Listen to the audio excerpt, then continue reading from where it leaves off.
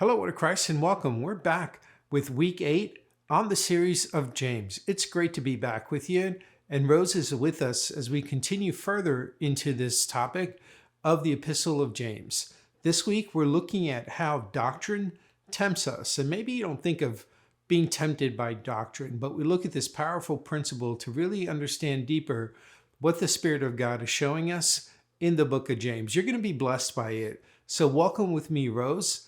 Don't forget, we'll be back on the other side this week. We're going to recap this and leave you with some thoughts for you to take with you. All right, family, God bless you, and we'll see you on the other side of the teaching. Hello and welcome back to the book of James. My name is Rose Ramandi and I am honored and thankful to be here again with you so we can study and continue to study the book of James together. It has been a real blessing for me and very powerful, and hopefully it has been for you so far. Today we are going to take a look at what temptation is from a different angle and understand it so we can better understand how it works, how it operates, and why temptation is actually happening and how can we really get out of it. So the thing is, if we really think we know what temptation is or what sin is, we have to really reconsider that. And there are more, angles and different ways of looking at one thing in order to fully grasp the full meaning of it. Okay. So now let's just read verse 6 in James chapter 1 and get into the depth of this teaching. So Actually, let's start with verse 5. It says, James chapter 1, verse 5 says, if any one of you lacks wisdom, let him ask of God, who gives to all liberally and without reproach, and it will be given to him. Okay, did you just notice that it says that if you lack wisdom? All right, why would you need wisdom when you are trying to perfect or you are in the path of perfecting your faith, right?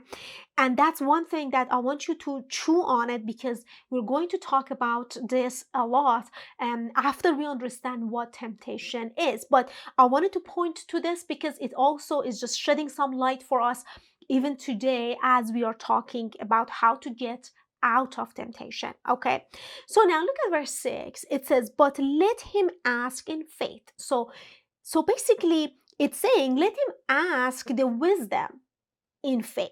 So in faith you need a wisdom in order to perfect the faith, but you gotta ask the wisdom. You gotta ask for wisdom in faith. So I guess it's really hilarious. It's awesome. But it says let him ask in faith with no doubting, for he who doubts is like the wave of the sea driven, tossed by the wind. Okay, now I think it's really great for me that I switch here into my screen here. So therefore it says I'm gonna just picture some kind of wavy thing, hopefully it looks like a wave to you. So now let's say this is a wave, but James tells us wave is so now he's bringing a symbolic language and saying he who doubts. Did you just see? It says, okay, he who doubts is like a wave of the sea, driven and tossed by the wind. Okay, so he brings another element here and he says, you know what? Let's call this a wind. Wind is the major reason, okay, for the waves to go to different directions. If there is no wind, the waves are stable and they are standing in this, perfect place, and there is no, movement to different directions. So do you see, it's a toss to and fro by the wind. But now here's the thing. I'm going to change my here. So therefore, the first thing that we see, I'm going to write it down here for all of us. And it says, he who doubts, okay, tossed and driven to different places. Therefore, we can quickly make a conclusion here. Therefore, the one who doesn't doubt and its faith and is in faith, he's stable and it's in one place. Okay, so now we can understand the difference of the faith and the doubt. But what does it mean? Where are we, like in what manner or in what thing are we stable? Or in what thing are we just moving to different direction, tossed to and fro? Those are the things that we are seeing it. But before we get there, let me just read the next two verses in order to complete the picture here together. Verse 7 says, "For let not that man suppose that he will receive anything from the Lord." Which man? The one who doubts doesn't receive anything from the Lord. So I'm going to write down here, doesn't receive anything from the Lord, but the one who is stable actually receives from the Lord. So that's a two major difference between these two. All right. Now look at verse 8. It says, "He's a double-minded man, unstable in all his ways." Oh, that's interesting. Did you just see? So he who doubts, okay, calls it double mind. Now, the word mind here, I'm just going to say it, but keep it in your mind. We're going to focus on the mind part mostly, but the word mind here is the word soul. Okay, he's a double soul man that is unstable in all his ways. So do you see, therefore, the one who actually has a faith, he's not a double-minded, he's a single mind. So we are just trying to complete the picture as we are reading so we can understand what's happening here.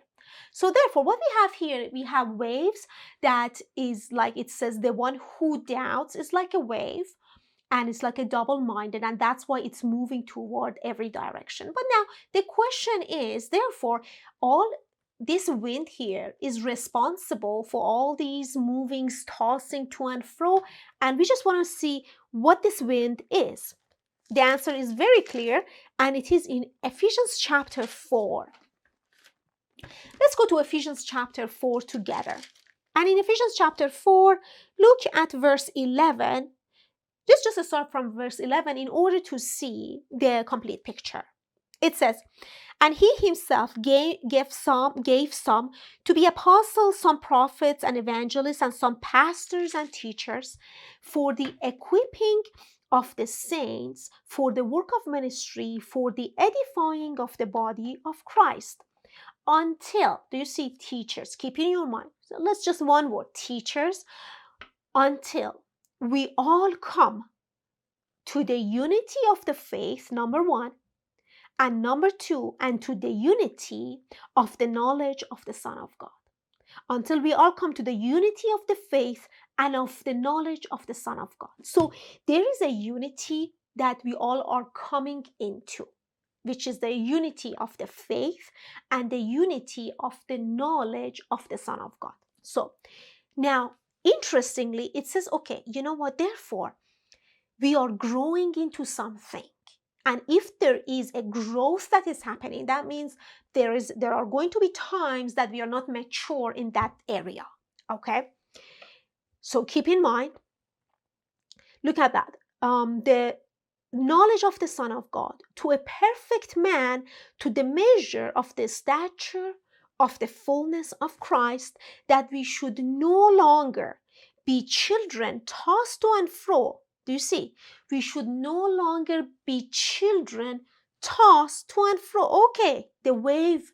He's talking about the wave that our brother James spoke in his letter, and he also said, like, he's like a wave tossed and driven. So now, if you take a look at our picture here, so Paul is bringing almost the same example, and I'm going to use this color here, and he says, therefore, this tossing to and fro, which James told us is wave, it says actually children. So those who are the children in Christ, they are the one who are going to be influenced by this wind and causes them to go tossed to and fro. So therefore, I'm going to write down here on the screen. Do you see this? Yes. I'm going to put, therefore, he who doubts is a child, and we can make a conclusion, therefore. He who doesn't doubt and is single minded and is stable is actually a mature son or the mature child. And I'm going to put the word son here. So now, we just read, they have been given. So we all come to the unity of the faith and the knowledge of the Son of God. So every teaching out there must help us to, number one, come out of doubt into faith, and number two, finally arrive to the sonship, and from children to be a child into be a son. Okay? So I want you to keep these two, unity of the faith and the knowledge of the Son of God. Okay, so I have some highlights here. Let me just remove them. So now, did you just see? Therefore, let's see. So he told us here, Paul, that waves are children that are moved, tossed to and fro to different direction. Now, let's see what is the wind. Look at verse 14. Carried about with every wind of doctrine. Okay, so I'm going to remove my question mark here. So the scripture told us this wind is actually a wind of doctrine. But I want you to pay attention here. He says the wind of doctrine, but verse 13 told us unity of the faith and the knowledge of the Son of God. So therefore, this doctrine is a knowledge. It doesn't matter who gave it. As long as there is a knowledge out there sitting in your mind that is against the knowledge of the Son of God, therefore that knowledge becomes like a wind rising up, bringing doubt into our lives. Now, I'm going to show you some verses. We understand how to get out of it, okay? Now, look at that. Therefore, it says that tossed to and fro, carried about with every wind of doctrine by the trickery of man in the cunning craftiness of deceitful plotting. Okay. But speaking the truth in love may grow up in all things. Now, do you see? Our brother Paul here is showing us how to grow up, how to get out of this basically a state of, let me just make this a little smaller. Let me write it down here. It says, guys, you are, hopefully, can you see this? Yes. It says you are a child, all right? We are supposed to grow up to be a son, okay? How does this growth is happening? The fullness of this son here, okay, it's that when you grow in faith, the unity of the faith and of the knowledge of this son here. So therefore, it says, you know what, there is a path of maturing that is happening here. Let's say you grow up until this much, you grow up this much. You are still a child. You grow up this much, you're still a child. You have a knowledge of the Son this much, but you are still considered a child. But this knowledge is growing and growing until you come to the fullness of this stature, of this knowledge of Jesus Christ, or the stature of Christ. So now, therefore, Paul is telling us that this process of maturing is speaking the truth in love. I think you're not seeing this. I'm going to move this a little this side. Okay. So it's the speaking of the truth in love. Now, let's just just take a look at this for a minute, even though the teaching is not about this part, but I'm just going to talk about shed 5% on this, a little on it. in order for us to see the picture. Let me just bring myself back to the screen here. It says, okay, when he says speaking the truth in love, usually this verse has been interpreted by speaking the truth in love to other members of the body, which can be the main, can have that meaning as well. But also, he's talking about us growing from childhood into the maturity of a son. Why?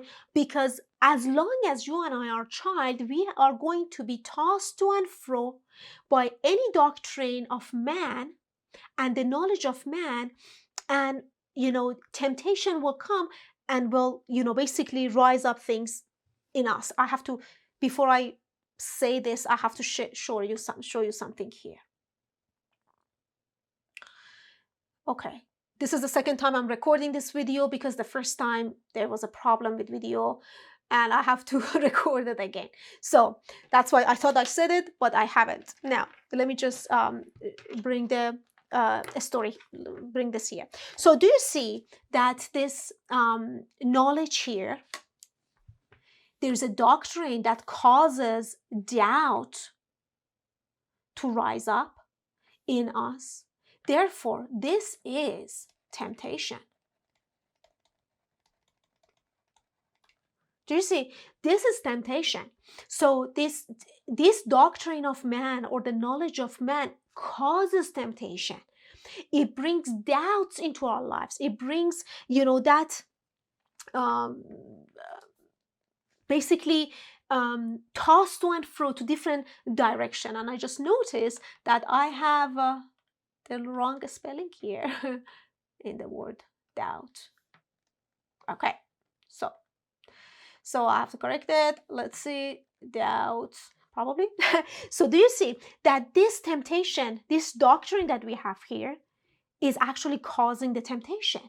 So now going back to here, Paul is saying, guys, we have to get out of it. We have to become the mature sons of God.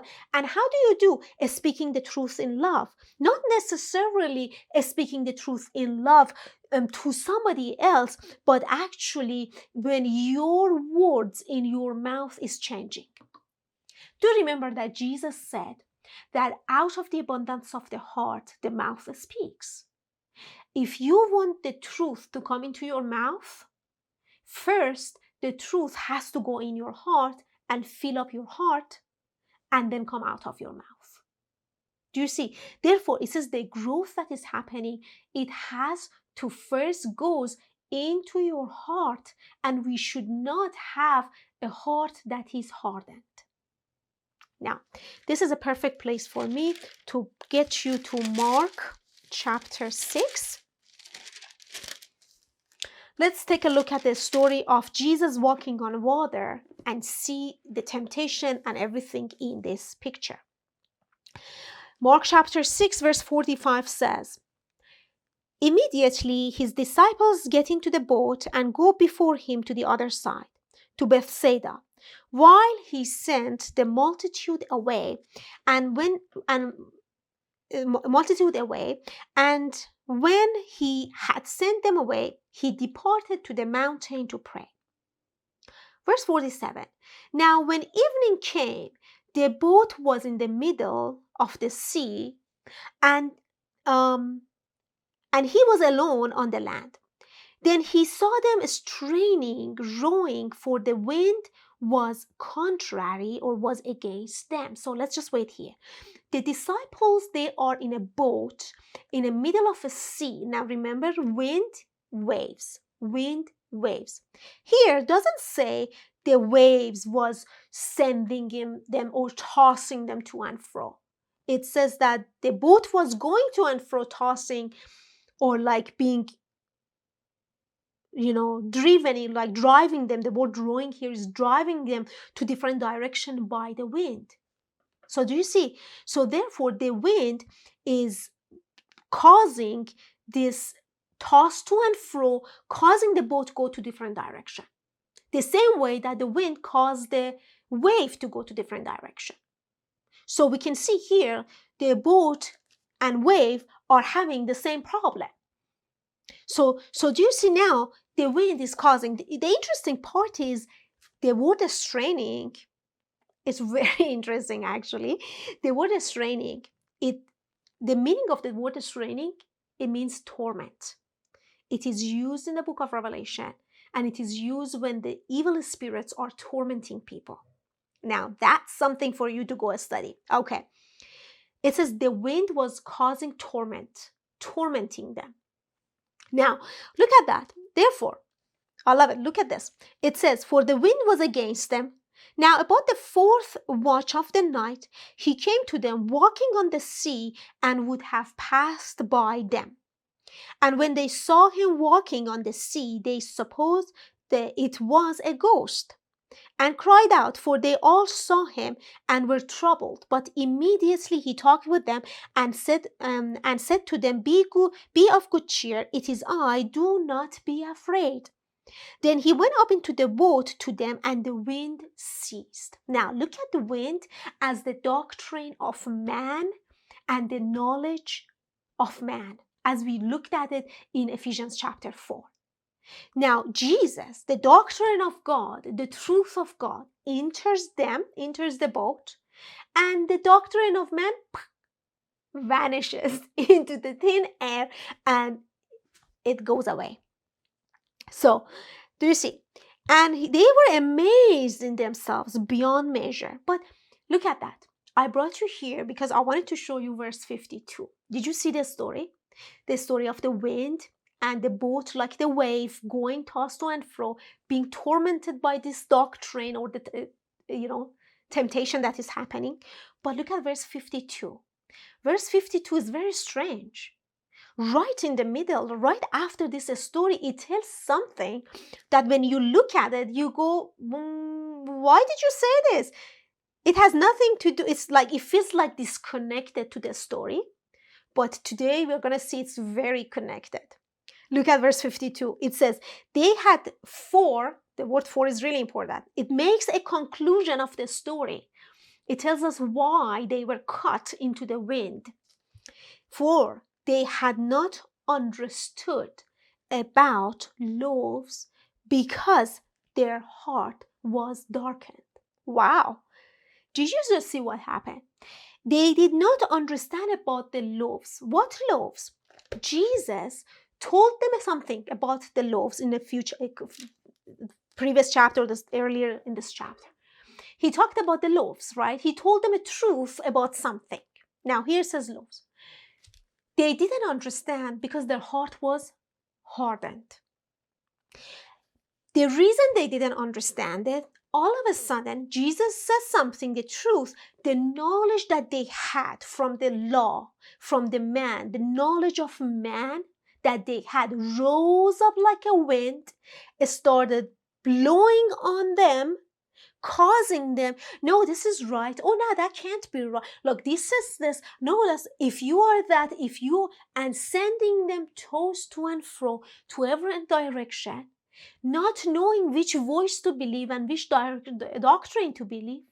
And they are tormented in their soul because of all these doctrines, and they don't know which one's what and which one is the truth. Imagine, Jesus appears in the midst of their doubts, right? The doctrine rose up. Doubt is rising up inside of them. Jesus walking in the midst of the doubt, in the midst of the wind risen, or like blowing, and the waves risen, and sending them to and fro. Jesus is walking on the water, and they don't recognize him. Do you know this is exactly what happens to almost every single one of us when we are caught into the doctrine of man? When we are in temptation, when the doctrine of man rises doubt in us, we can't even understand and we can't even distinguish the truth from the lie. That's why it is called doctrine of man. That's why it is called child stage of life. Jesus is there, but you can't distinguish. They thought he's a ghost. Do you know what it's saying? It says they they, in the midst of all this doctrine, see Jesus as the doctrine of God and the truth. In the midst of all the doctrine of man, Jesus also shows up, but they are so influenced and so tormented by this doctrine of man and so influenced by it that even when Jesus shows up, they think he's a ghost and they can't see him as the truth.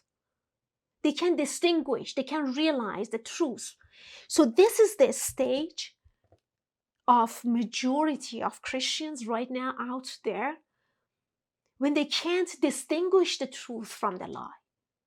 We are caught up into the doctrine of man, and we are, when Jesus shows up, we are like, we are afraid of the truth because we think it's a ghost. I think this is something you have to chew. I have chewed upon this story hours upon hours. Honestly, I studied this from different angles. I have so much to say, but one thing it keeps clicking here in this story is like when you are first, the reason temptation comes is two things. Number one, you're still a child. You have the knowledge of the Son of God, but you haven't really understood it to the fullness of it. That's why when another doctrine comes, doubt will rise up. If you understand the knowledge, the truth that God gives you, with a heart that is not hardened, when another doctrine rise up, then you know it.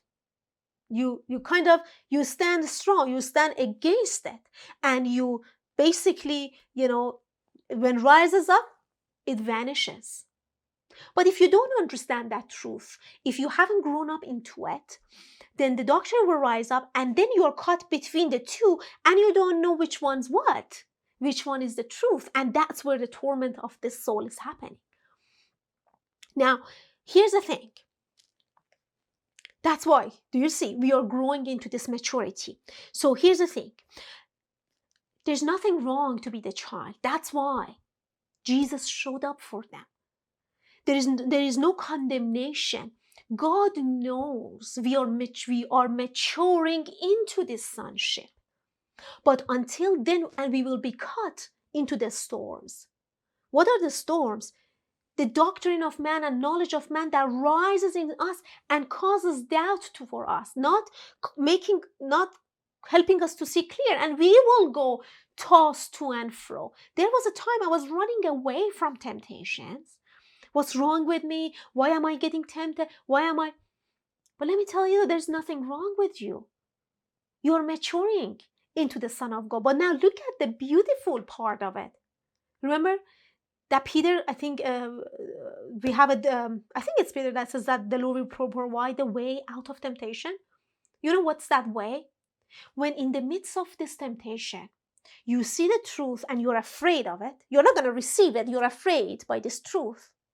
And all of a sudden, Jesus slowly starts revealing who he is to you. First, you reject the truth in the midst of temptation, but Jesus comes and says, hey, don't be afraid. It is me. And in the Gospel of Matthew, Peter says, Lord, if it is really you, why don't you also call me? That's when Peter walks on water. And this is when that, this Lord, if this is really you, why don't you let's just do something that I can be sure that it is you. And Jesus slowly starts revealing himself to you in the midst of all these doctrine of man that you have been caught up. And what happens is you are going to slowly say, oh, okay. And then you receive him into your boat. Then you receive him inside of you. And the moment this truth you receive, all the doctrine will cease. All the nonsense that we had believed will vanish into the thin air like never existed. Do you see the way out of temptation? I think I'm going to share my screen here again with you. Look at this child part here that we are growing. Here is the child. As you have temptation here. You're going to have temptation here. You're going to have temptation all the way until you are fully mature into the knowledge of the Son of God. And here's the thing. If you have a knowledge here, you have the knowledge of the Son of God, but not the fullness of it. You have the knowledge of the Son of God here. You're growing. But guess what? All this way, there is a temptation. So temptation is not something you have got to run away from it or be suffered by it. Temptation is like when that knowledge of the man that we once believed will rise up inside of us to oppose the new knowledge that we are trying to believe, that we are standing. And guess what? Jesus comes. He comes to you. Now here we go, the coming of Jesus. Jesus comes to you when you're here and caught in the wind of man and the temptation. Then he comes again here. And then he comes again here. And he will continue to come until you overcome and get to this fullness of the stature of Christ, to the mature man, until you become that mature Son of God.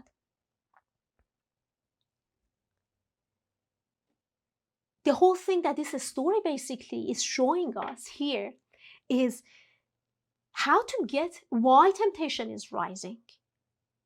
Now, believe me, it's you're going to start experiencing, when you understand this concept and you hear the truth, and all of a sudden all these wind of doctrine rising up, everything you once believed, but this, but that, but this, will start rising up. What happens is, if you're still a child and you have hardened your heart toward the truth, then you're going to be tormented by this, what about this, what about that? But in that moment, you can realize that, oh, okay, you can receive Jesus really faster inside of you. You can really receive truth really fast and not letting this wind to continue tormenting. Believe me, it's going to be time that the wind rise up, you receive the Jesus, and it vanishes without you going through all those back and forth. It's a path of perfection. It's where you and I are going toward it.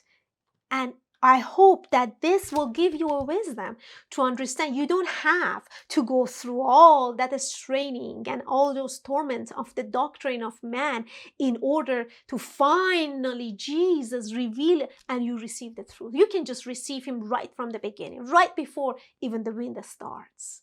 All right? And I hope that this is going to encourage us to understand how to basically continue receiving. And some of you say, okay, how am I supposed to receive Jesus? Listen, don't harden your heart for the truth. Receive the truth. When you don't understand that, your heart is hardened. But now here's the thing. Don't try to understand. Receive the truth and he will reveal himself to you. And this is the path.